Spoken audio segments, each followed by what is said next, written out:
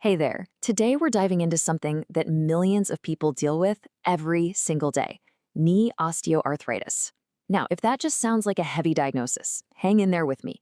We're going to break down how this is absolutely a manageable condition and not some inevitable fate for your joints. So let me just ask you straight up. Are your knees feeling the miles? Do you ever get that little twinge walking up the stairs or feel that ache and stiffness first thing in the morning? If you're nodding along right now, then this is definitely for you. Okay, let's get into it. First things first, what's actually going on inside your knee when we talk about osteoarthritis? Let's get a really clear picture of the mechanics here. Okay, I want you to think of the cartilage in your knee like these shock absorbers in your car. They're there to give you a smooth ride. But with osteoarthritis, that cartilage, that amazing protective cushion, starts to wear down. And over time, that can lead to some really painful bone-on-bone friction, stiffness, you name it. It's basically your body's natural suspension system getting worn out, and that makes for a much, much bumpier ride. So, who's most likely to deal with this? Well, a few things are at play. Some of them, like your age or your genetics, are pretty much out of your hands. But, and this is the really important part, look at how many of these are tied to lifestyle. Things like obesity or years of high-impact activities put so much extra stress on those shock absorbers. The key takeaway here is that we have way more control than we might think. Now, let's zoom out. We've talked about the individual joint, but let's look at the bigger picture.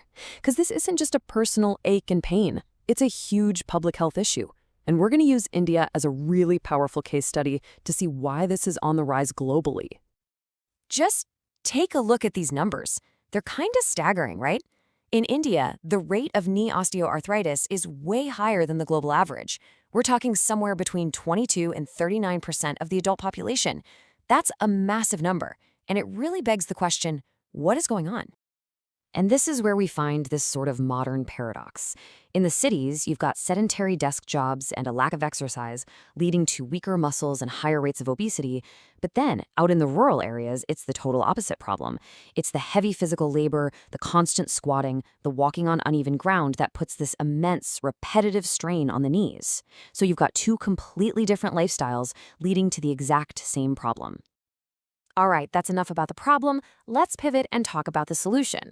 This next part is all about what you can do, starting right now, to protect and preserve your joint health.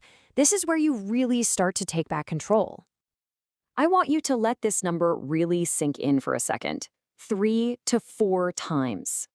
That is the amount of extra force that every single extra kilo of body weight puts on your knees just from walking. It's an incredible multiplier. And honestly, it's the single most powerful reason why managing your weight is so critical for your knee health. So, what's in our toolkit? What's the game plan?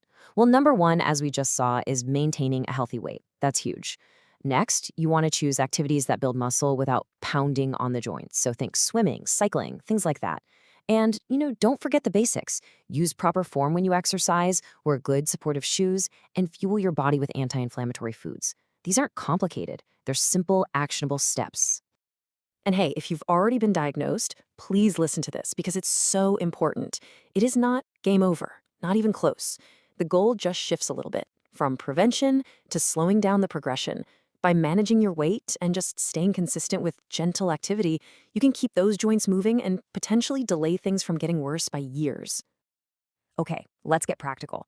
Talk is great, but action is so much better. So here's a simple 5-move routine that you can do right at home to build up the strength around the knee. Think of it like creating a natural brace that provides support and helps reduce pain.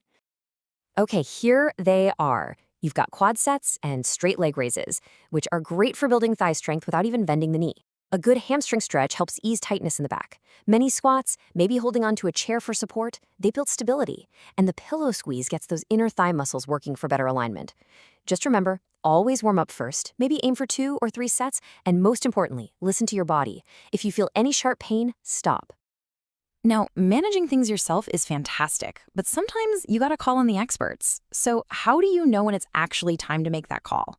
This next section gives you a really clear checklist.